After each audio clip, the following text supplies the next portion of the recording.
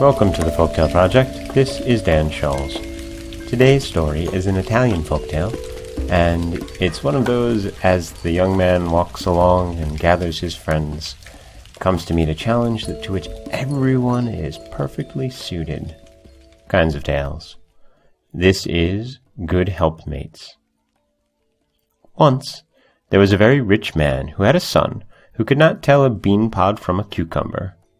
Unable to put up any longer with this, his father gave his son, Moscione, a good handful of crowns and sent him to trade in the Levant, for he figured that seeing various countries and mixing with diverse people would awaken the mind and sharpen the wits. The son mounted his horse and rode away towards Venice, meaning to embark on board some vessel bound for Cairo. When he had traveled a good day's journey, he came upon a young man standing by a poplar tree, and said to him, "What is your name, my lad? Where do you come from? And what is your trade?" The lad replied, "My name is Lightning. I am from Arrowland, and I can run like the wind." "I should like to see a proof of it," said Moscione. And Lightning answered, "Wait a moment, and you shall." Suddenly, a doe came bounding over the plain, and Lightning, letting her pass on some way to give her more law, darted after her so rapidly and was so light of foot that had the ground been strewn with flour, he would not have left the mark of his shoe. In 4 bounds he came up with her. Moscione, amazed at this exploit, asked if he would come and live with him, and promised to pay him royally. Lightning consented, and they went on their way together, but they had not journeyed many miles when they met another youth, and Moscione said to him, "What is your name, comrade? What country are you from, and what is your trade?" "My name," replied the lad, "is Hare's Ear. I am from Vale Curious, and when I put my ear to the ground I hear all that is passing in the world without stirring from that spot." "If that be true," said Moscione, "tell me now what they are saying at my home." The lad put his ear to the ground and replied, "An old man is talking to his wife and saying, 'Thank goodness, that fool of a son of mine, Moscione, is out of my sight. Good riddance. Perhaps he'll learn in his travels to be a man instead of a good-for-nothing idiot.'" "Stop, stop," said Moscione. "I believe you. No need to say more. So come along with me, for you have found the road to fortune." "Well and good," said the youth. So they all went on together and traveled 10 miles farther, where they met another man. Moscione said to him, "What is your name, my brave fellow? Where were you born, and what can you do in the world?"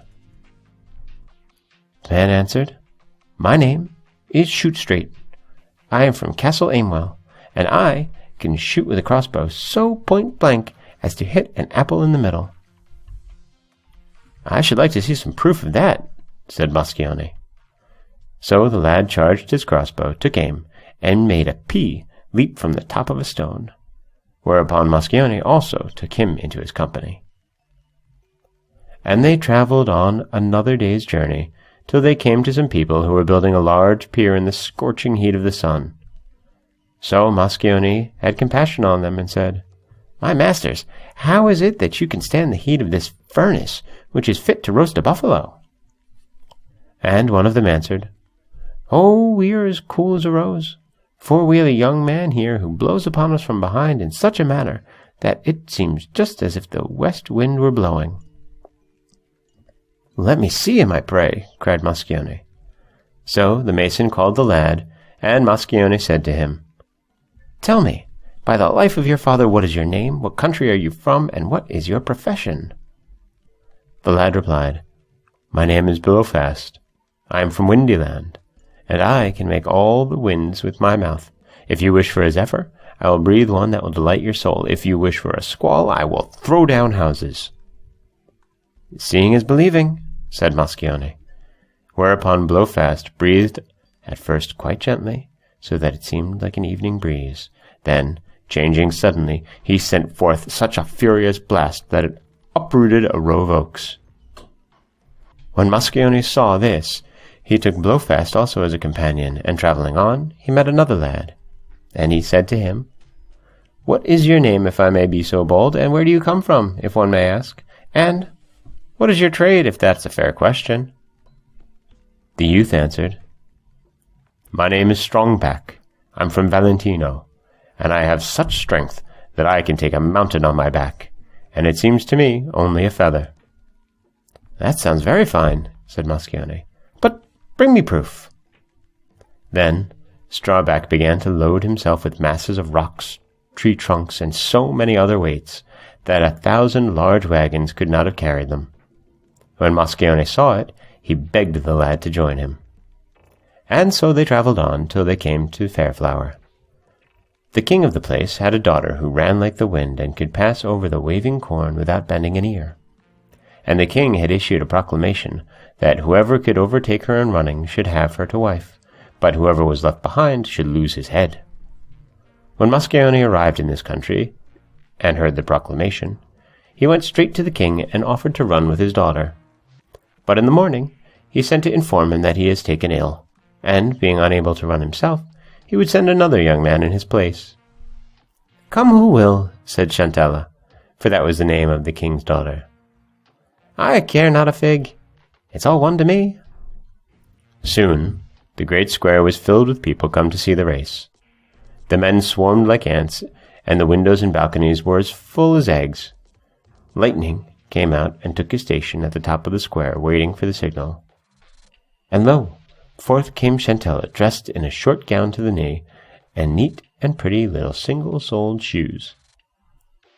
Then they placed themselves shoulder to shoulder, and as soon as the tantara had the tutu of the trumpets were heard, off they darted, running at such a rate that their heels touched their shoulders, so that they seemed like hares with the greyhounds after them. But Lightning left the princess more than a hand's breadth behind him, and came first to the goal. Then you should have heard the hurrahing and shouting, the cries of uproar, the whistling and clapping of hands, and all the people bawling out, "Hurrah! Long life to the stranger!" Chantella's face turned very red, and she stood lost in shame and confusion at seeing herself vanquished. But, as there were to be 2 heats to the race, she fell to planning how to be revenged for this affront, and going home she put a charm into a ring. Now this charm was so powerful that if anyone had the ring upon his finger, his legs would totter so that he would not be able to walk, much less to run. Then she sent it as a present to Lightning, begging him to wear it on his finger, for her sake. Hare's Ear heard the father and daughter plotting this trick, but said nothing, waiting to see of the upshot of the affair. And when the sun rose they returned to the field, and as usual the racing began once more. Again Chantella was like another Atlanta, but Lightning was like a foundered horse. Not a step could he stir. Shoot Straight, however, who saw his comrade's danger, and heard from Hare's Ear how matters stood, laid hold on his crossbow, and shot a bolt so exactly that it hit Lightning's finger. Out flew the stone from the ring in which the virtue of the charm lay, and his legs, which had been tied, were set free, and with 4 goat leaps he passed Chantella and won the race.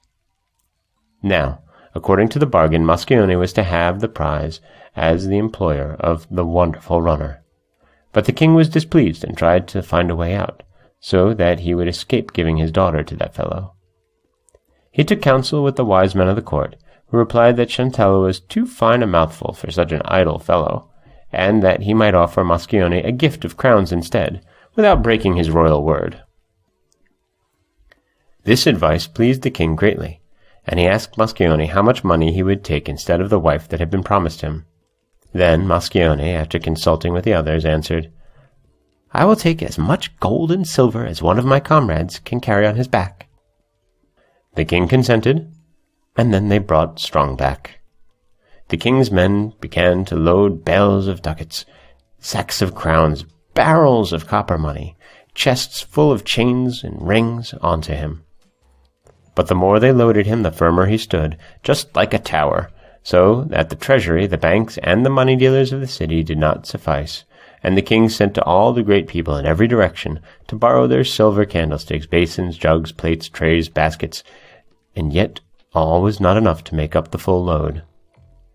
At length they went away, not fully laden, but tired and satisfied.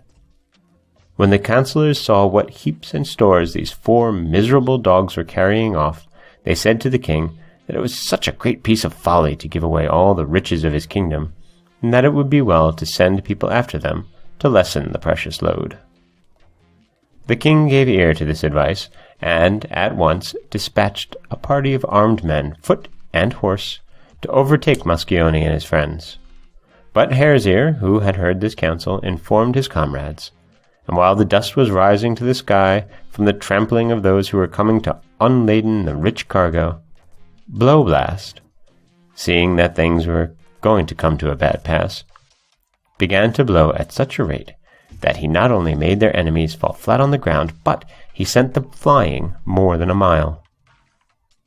So without meeting any more hindrance, Moscione arrived at his father's house, where he shared the booty with his companion, since, as the saying goes, a good deed deserves a good meed.